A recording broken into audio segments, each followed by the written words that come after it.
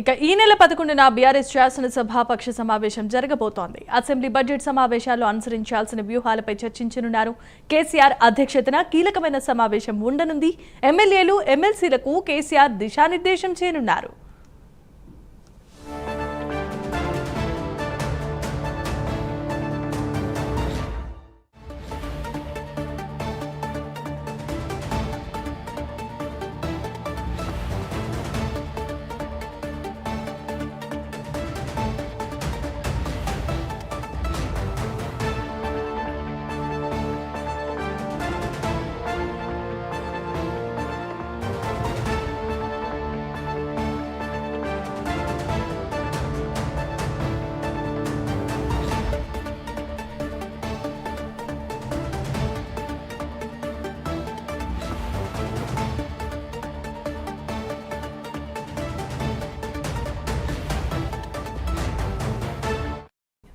Right, ఇక breaking news చూస్తున్నాం. ఈ నెల 11న బీఆర్ఎస్ శాసనసభాపక్ష సమావేశం జరగబోతోంది.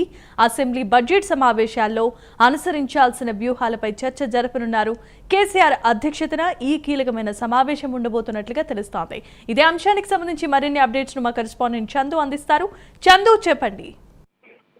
జమీమా, ఈ నెల 12వ తారీఖు నుంచి అసెంబ్లీ బడ్జెట్ సమావేశాలు కొనసాగనున్నాయి. ఈ నేపథ్యంలోనే ఈ నెల 11వ తారీఖు మధ్యాహ్నం 1 గంటకు తెలంగాణ భవన్ లో బీఆర్ఎస్ అధినేత కేసీఆర్ అధ్యక్షతన బీఆర్ఎస్ ఎల్పీ సమావేశం జరగనుంది. ముఖ్యంగా అసెంబ్లీ సమావేశాల్లో బీఆర్ఎస్ పార్టీ అనుసరించాల్సిన వ్యూహాన్ని కేసీఆర్ ఎమ్మెల్సీలకు చెప్పబోతున్నారు. ముఖ్యంగా చూసినట్టయితే 15 నెలలుగా కాంగ్రెస్ సర్కార్ పాలన చేస్తున్న తెలంగాణలో ఈ నేపథ్యంలో రైతు భరోసా, రైతు బంధు ఇవ్వలేదని చెప్పి ఇప్పటి వరకు ప్రధాన ప్రతిపక్షంగా బీఆర్ఎస్ పార్టీ ఆరోపిస్తోంది. అదేవిధంగా రైతు ధర్నాలు కూడా నిర్వహిస్తూ వస్తుంది. ఈ క్రమంలో రైతు భరోసాను ఇప్పటికీ 3 ఎకరాల లోపు వాళ్ళకే వేశారు, ఇంకా మిగతా రైతులకు వేయలేదని చెప్పి కూడా ఇప్పటికే తీవ్ర స్థాయిలో విమర్శలు చేస్తుంది. మరోవైపు రైతు బంధు కూడా సరిగా వేయలేదు అంటూ కూడా ఆరోపణలు చేస్తున్న క్రమంలో ఖచ్చితంగా అసెంబ్లీ సాక్షిగా ఈ అంశంపై నిలదీయాలని అధికార పక్షాన్ని బీఆర్ఎస్ భావిస్తా ఉంది.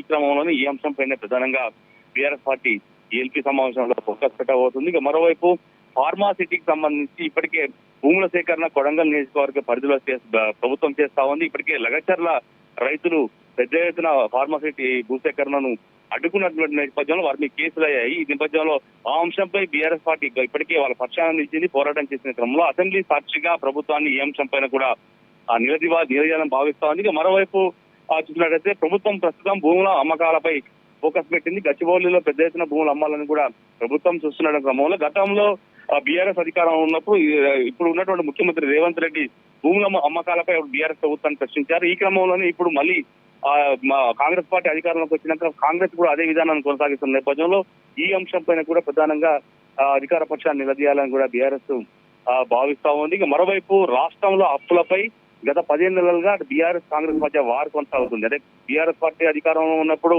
7 లక్షల కోట్ల అప్పు చేసింది అంటూ కూడా కాంగ్రెస్ సర్కార్ అధికారం రాగానే అసెంబ్లీ సాక్షిగా శ్వేతపత్రాన్ని కూడా రిలీజ్ చేశారు. అసెంబ్లీ సాక్షిగా దానిపైన మాట్లాడారు. ఈ క్రమంలో 15 నెలలుగా కాంగ్రెస్ పార్టీ అధికారంలోకి వచ్చిన తర్వాత దాదాపు 1,60,000 కోట్ల అప్పు చేసింది అంటూ కూడా బీఆర్ఎస్ పార్టీ ఆరోపిస్తున్న నేపథ్యంలో ఇప్పటికే అప్పులపై ఇటు రేవంత్ రెడ్డి కావచ్చు, అటు హరీష్ రావుకి, ఇటు కేటీఆర్ పలుమార్లు పరస్పర విమర్శలు చేస్తున్న క్రమంలో అసెంబ్లీ సాక్షిగా దీనిపైన వాడివేడిగా చర్చ జరిగే అవకాశం ఉన్న నేపథ్యం దీనిపైన కూడా పెద్ద ఎత్తున ప్రభుత్వాన్ని నిలదీయాలని కూడా బీఆర్ఎస్ పార్టీ భావిస్తోంది. కాబట్టి ఈ అన్ని అంశాలతో పాటు కళ్యాణ లక్ష్మి కావచ్చు, షాదీ ముబారక్ కావచ్చు, వీటికి నిధులు ఇవ్వడం లేదు. వీటన్ని అదే కాంగ్రెస్ పార్టీ ఇచ్చినటువంటి ఏదో 6 గ్యారంటీలు ఉన్నాయో అదేవిధంగా 420 హామీలు వాటన్నిటి నెరవేర్చేలా ప్రభుత్వం పై ఒత్తిడి తీసుకురావాలని కూడా అసెంబ్లీలో భావిస్తున్న క్రమంలో ఈ అన్ని అంశాలపైన కూడా కేసీఆర్ పార్టీ ఎమ్మెల్యేలకు, ఎమ్మెల్సీలకు దిశానిర్దేశం చేయబోతున్నారు. Jemimah. Right, thanks for the updates Chandu.